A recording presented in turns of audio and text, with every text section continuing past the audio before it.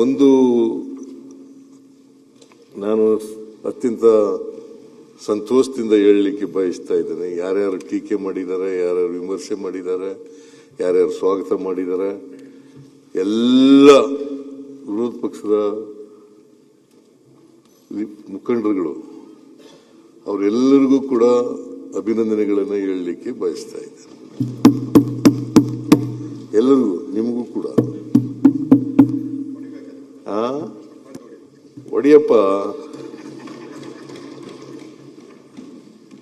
ವಿರೋಧ ಪಕ್ಷದ ನಾಯಕರಿಗೂ, ವಿರೋಧ ಪಕ್ಷದವರಿಗೆ, ನಮ್ಮ ಪಕ್ಷದ ಶಾಸಕರಿಗೂ, ಮತ್ತೆ JDS ಪಕ್ಷದ ಶಾಸಕರು ಸೋಮಶೇಖರ, ದರ್ಶನ್ ಪುಟ್ಟಣ್ಣಯ್ಯ ಅವರೆಲ್ಲರಿಗೂ ಕೂಡ ಧನ್ಯವಾದಗಳನ್ನು ಹೇಳ್ತೇನೆ, ಅಭಿನಂದನೆಗಳನ್ನು ಕೂಡ ಹೇಳ್ತೇನೆ. ಆದರೆ ಒಂದು ಬಹಳ ನಾವು ಆಶ್ಚರ್ಯಕರವಾಗಿ ನೋಡಬೇಕಾಗಿರ್ತಕ್ಕಂಥದ್ದು, ಲೀಡರ್ ಆಫ್ ದಿ ಅಪೋಸಿಷನ್ ಅವರು ಸೂಪರ್ಫಿಷಿಯಲ್ ಆಗಿ ಬಜೆಟ್ ಅನ್ನು ನೋಡಿದ್ದಾರೆ. ಆಳವಾಗಿ ಅಧ್ಯಯನ ಮಾಡಿಲ್ಲ ಅಂತಕ್ಕಂಥದ್ದು ನನ್ನ ಅಭಿಪ್ರಾಯ. ಬಹುಶಃ ಆಳವಾಗಿ ಅಧ್ಯಯನ ಮಾಡಿದ್ರೆ ಬಜೆಟ್ನ ತಿರುಳು ಏನು ಅಂತಕ್ಕಂಥದ್ದು ಗೊತ್ತಾಗುತ್ತೆ. ಅದರಿಂದ ವಿರೋಧ ಪಕ್ಷದ ನಾಯಕರು ಅವರೆಲ್ಲ ಅಧ್ಯಯನವನ್ನ ಆಕರ್ಷಕವಾದಂಥ ಹೆಡ್ಲೈನ್ಸ್ ಬರಲಿ ಅನ್ನೋದರಲ್ಲಿ ಕಾಲ ಕಳೆದ್ಬಿಟ್ಟಿದೆ. ಅದೇನೇ ಇರಲಿ, ಮಾನ್ಯ ಅಧ್ಯಕ್ಷರೇ, ಮಾನ್ಯ ಸದಸ್ಯರುಗಳು ಈ ವರ್ಷ 50 ಜನ ಭಾಗವಹಿಸಿರ್ತಕ್ಕಂಥದ್ದು ಬಹಳ ಸಂತೋಷದ ವಿಚಾರ. ಯಾಕಂತಂದ್ರೆ ನಮ್ಮ ರಾಜಕೀಯ ಇದೆಯಲ್ಲ, ರಾಜ್ಯದ ರಾಜಕೀಯ ಅಥವಾ ದೇಶದ ರಾಜಕೀಯ, ಆರ್ಥಿಕತೆ ಇಲ್ಲದೇನೆ ಇರ್ಲಿಕ್ಕೆ ಸಾಧ್ಯನೇ ಇಲ್ಲ.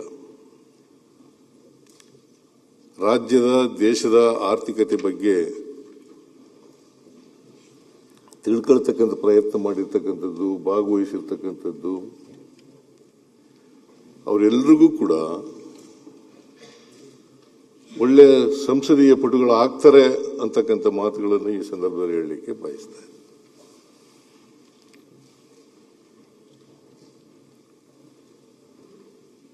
ಈಗ ಯಾರು ಎಷ್ಟೇ ಟೀಕೆ ಮಾಡಿದ್ರು ಕೂಡ ಮಾವಿನ ಹಣ್ಣು ಬೇವಿನ ಹಣ್ಣಾಗಲಿಕ್ಕೆ ಸಾಧ್ಯನೇ ಇಲ್ಲ. ಬೇವಿನ ಹಣ್ಣು ಮಾವಿನ ಹಣ್ಣಾಗಲಿಕ್ಕೆ ಸಾಧ್ಯನೇ ಇಲ್ಲ. ಟೀಕೆ ಮಾಡಿದ ತಕ್ಷಣನೇ ಬಜೆಟ್ನ ಗಂಭೀರತೆ, ಅದರ ರಾಜ್ಯಕ್ಕೆ ಉಪಯುಕ್ತತೆ ಅದು ಹಾಳಾಗಲ್ಲ ಅಂತೇಳಿ ನಾನು ಭಾವಿಸ್ಕೊಂಡಿದ್ದೇನೆ. ಅದರಿಂದ ನಮ್ಮ ಜನ ಇದಾರಲ್ಲ, ಈ ರಾಜ್ಯದ ಜನ ಬಹಳ ಬುದ್ಧಿವಂತರಿದ್ದಾರೆ.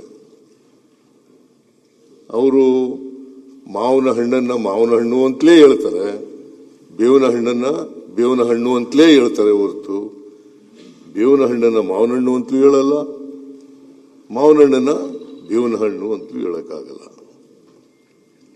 ಅಲ್ವೇನಪ್ಪ?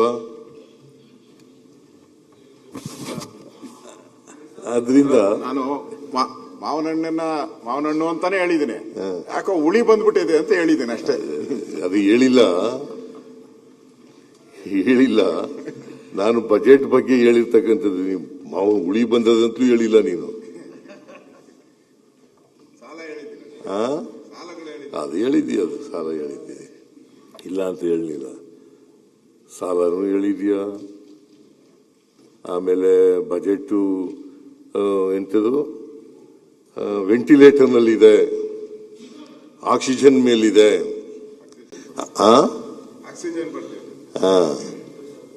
ಕ್ರೆಡಿಟ್ ಕಾರ್ಡ್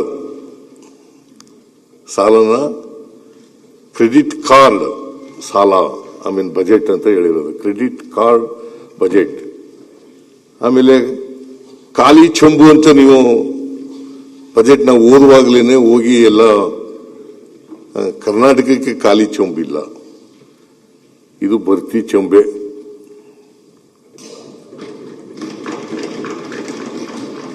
ಖಾಲಿ ಚೆಂಬು. ನಾನು ಕೇಂದ್ರದ ಬಜೆಟ್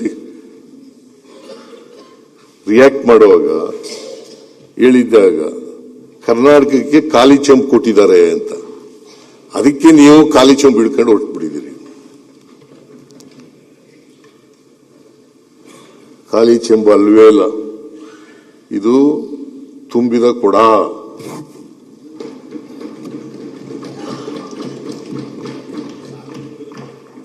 ನಮ್ಮ ಬಜೆಟ್ ಇದೆಯಲ್ಲ ತುಂಬಿದ ಕೊಡ, ಖಾಲಿ ಚೆಂಬಾಗಲಿಕ್ಕೆ ಸಾಧ್ಯನೇ ಇಲ್ಲ.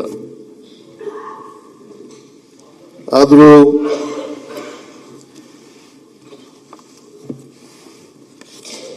ಈ ರಾಜ್ಯದ ಜನ ಏನಂತಾರೆ, ಮಾಧ್ಯಮಗಳು ಏನಂತಾರೆ, ತಜ್ಞರು ಏನ್ ಹೇಳ್ತಾರೆ, ಬಜೆಟ್ ಬಗ್ಗೆ ಅವರ ಅಭಿಪ್ರಾಯಗಳೇನು, ಅವರ ಅನಿಸಿಕೆಗಳೇನು, ಇದನ್ನು ನೋಡಬೇಕಾಗಿರ್ತಕ್ಕಂಥದ್ದು ಅಗತ್ಯ ಅಂತೇಳಿ ಈ ಸಂದರ್ಭದಲ್ಲಿ ನಾನು ಹೇಳಲಿಕ್ಕೆ ಬಯಸ್ತಾ ಇದ್ದೇನೆ. ಈ ದಿನಪತ್ರಿಕೆಗಳಿದಾವಲ್ಲ ಮಾನ್ಯ ಅಧ್ಯಕ್ಷರೇ, ದಿನಪತ್ರಿಕೆಗಳು ತಮ್ಮ ಎಡಿಟೋರಿಯಲ್ನಲ್ಲಿ ಬರೆದಿದ್ದಾರೆ, ಸಂಪಾದಕೀಯದಲ್ಲಿ. ಈ ದಿನಪತ್ರಿಕೆಗಳ ಸಂಪಾದಕೀಯಗಳನ್ನು ಸದನದ ಗಮನಕ್ಕೆ ತರಲಿಕ್ಕೆ ಬಯಸ್ತಾ ಇದ್ದೇನೆ. ಪ್ರಜಾವಾಣಿಯವರು ಹೇಳಿರ್ತಕ್ಕಂಥದ್ದು 10 ಹಲವು ಯೋಜನೆಗಳ ಮೂಲಕ ಇತರ ಎಲ್ಲಾ ಸಮುದಾಯಗಳನ್ನು ಒಂದಿಲ್ಲೊಂದು ರೀತಿ ತಲುಪುವ ಪ್ರಯತ್ನವನ್ನು ಮಾಡಿದ್ದಾರೆ. ತಳ ಸಮುದಾಯಗಳನ್ನು ಕೇಂದ್ರವಾಗಿಟ್ಟುಕೊಂಡು ಒಟ್ಟು ಸಮಾಜದ ಏಳಿಗೆಗಾಗಿ ಆತುರಿಯುತ್ತಿರುವುದು ಬಜೆಟ್ನಲ್ಲಿ ಎದ್ದು ಕಾಣುತ್ತದೆ. ಇದು ನಾನು ಬರೆದಿರೋದಲ್ಲ, ಪ್ರಜಾವಾಣಿ ಎಡಿಟೋರಿಯಲ್. ಕರ್ನಾಟಕದ್ದೇ ಆದ ಸಶಕ್ತ ಹಾಗೂ ಸುಸ್ಥಿರ ಅಭಿವೃದ್ಧಿ ಮಾದರಿಗಳನ್ನು ರೂಪಿಸುವ ಅವರು ಅವುಗಳನ್ನು 11G 11G ಮಾದರಿ ಆರ್ಥಿಕತೆ ಎಂದು ವ್ಯಾಖ್ಯಾನಿಸಿದ್ದಾರೆ. ಜನಕಲ್ಯಾಣ, ಶಿಕ್ಷಣ, ಕೃಷಿ, ಕಾರ್ಮಿಕ ಕಲ್ಯಾಣ, ಕೈಗಾರಿಕೆ, ನಗರಾಭಿವೃದ್ಧಿ, ಹೀಗೆ ಎಲ್ಲವನ್ನೂ ಈ 11G ಮಾದರಿ ಆರ್ಥಿಕತೆ ಒಳಗೊಂಡಿದೆ. ಇದು ಪ್ರಜಾವಾಣಿಯವರ ಎಡಿಟೋರಿಯಲ್. ವಿಜಯ ಕರ್ನಾಟಕ ಆಸ್ತಿ ಸೃಜನೆಯಂತಹ ದೂರದೃಷ್ಟಿ ಯೋಜನೆಗಳ ಕೈಗೆತ್ತಿಕೊಳ್ಳುವುದೇ ಸವಾಲು. ಈ ನಡುವೆಯೂ ಈ ಬಾರಿಯ ಬಜೆಟ್ನಲ್ಲಿ ಮೂಲಸೌಕರ್ಯ ಅಭಿವೃದ್ಧಿಯತ್ತ ಗಮನ ಹರಿಸಿದ್ದರ ಜತೆಗೆ ನೀರಾವರಿ ಯೋಜನೆಗಳನ್ನು ಕಾಲಮಿತಿಯಲ್ಲಿ ಜಾರಿಗೊಳಿಸುವ ಭರವಸೆ ನೀಡಲಾಗಿದೆ. ಎಲ್ಲ ರಂಗದಲ್ಲೂ ಆರ್ಟಿಫಿಷಿಯಲ್ ಇಂಟೆಲಿಜೆನ್ಸ್ AI ಬಲವರ್ಧನೆಗೊಳಿಸುವ ನಿರ್ಧಾರದ ಮೂಲಕ ಸರ್ಕಾರ ತಾಂತ್ರಿಕವಾಗಿ ದಾಪುಗಾಲಿಟ್ಟಿದೆ. ಅಲ್ಪಸಂಖ್ಯಾತ, ಹಿಂದುಳಿದ, ದಲಿತ ಸೇರಿದಂತೆ ನಾನಾ ಸಮುದಾಯಗಳ ಅಭಿವೃದ್ಧಿಗೂ ಕೊಡುಗೆ ನೀಡಲಾಗಿದೆ. ನಾನಾ ಇಲಾಖೆಗಳಲ್ಲಿ ಖಾಲಿ ಇರುವ ಹುದ್ದೆ ಭರ್ತಿ ವಾಗ್ದಾನ ಮಾಡಲಾಗಿದೆ. ಸುಮಾರು 56,432 ಹುದ್ದೆಗಳನ್ನು ಈ ವರ್ಷ ಭರ್ತಿ ಮಾಡ್ತೇವೆ.